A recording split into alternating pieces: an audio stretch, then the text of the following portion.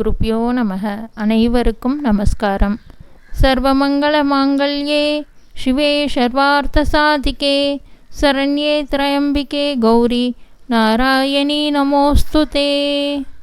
ஓம்கார பூர்விகே தேவி வீணா புஸ்தகதாரிணி வேதமாதா நமஸ்துப்யம் அவைத்தவ்யம் பிரயச்சமே.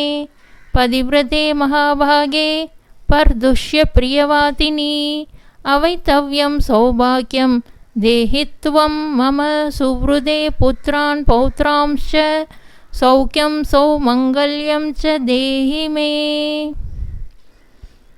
இன்றைய தினம் நாம் காண இருப்பது ஆடிப்பெருக்கு சிறப்புகள். ஆடி மாதத்தில்தான் பொறுமையின் சிகரமான பூமாதேவி அவதரித்ததாக புராணங்களில் உள்ளது.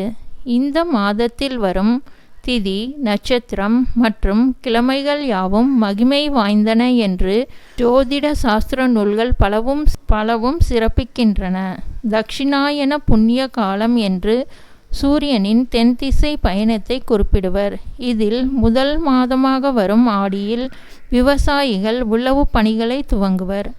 ஆடிப்பட்டம் தேடி விதை என்று சொல்வதுண்டு. நாடு செழிக்க தேவையான நீரை போற்றி பாதுகாக்க வேண்டும் என்ற நோக்கத்தில் நதியை தெய்வமாக போற்றி வழிபட்டவர்கள் நம் முன்னோர்கள். அதற்குரிய வழிபாட்டு நாளாக ஆடி 18ஆம் நாளை தேர்ந்தெடுத்தனர். மேலும் தமிழகத்தின் உயிர்நாடி நதியாம் காவிரி ஆற்றின் அனைத்து கிளை நதிகளும் வெள்ளத்தால் நிரம்பும். இந்த ஆடி மாதத்தில் காவிரி நதியை மக்கள் வழிபடுகின்றனர்.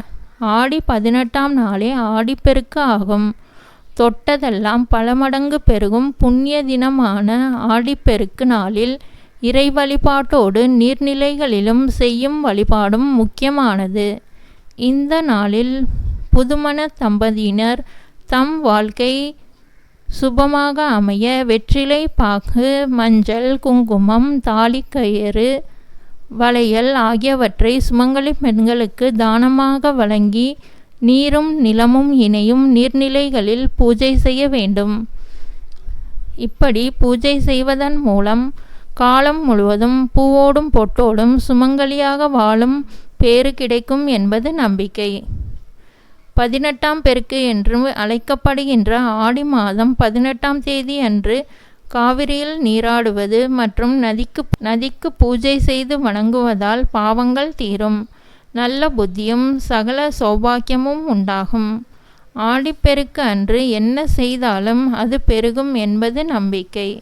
இதனால் இந்த நாளில் சுபகாரிய வேலைகளை துவங்குவது, புதிய பொருட்கள் வாங்குவது, புதிய முயற்சிகளில் ஈடுபடுவது ஆகியவற்றை செய்வதை பலரும் வழக்கமாக வைத்துள்ளனர். இந்த ஆண்டு ஆடிப்பெருக்கு ஆகஸ்ட் 3ஆம் தேதி ஞாயிற்றுக்கிழமை அன்று கொண்டாடப்படுகிறது. அன்றைய தினம் விசாகம் மற்றும் அனுஷம் நட்சத்திரம் வருவது கூடுதல் சிறப்பு. அன்றைய தினம் திருச்சி ஸ்ரீரங்கத்தில் புகழ்பெற்ற அம்மா மண்டபத்தில் ஸ்ரீ ரெங்கநாதர் எழுந்தருளி காவிரி தாய்க்கு சீர்கொடுக்கும் நிகழ்ச்சி வெகு விமரிசையாக நடைபெறும். இத்தகைய பெருமை வாய்ந்த நாளில் செய்யும் தான தர்மங்கள் பன்மடங்காக பெருகும். எனவே நம்மால் என்ற தான தர்மங்களை செய்யலாம்.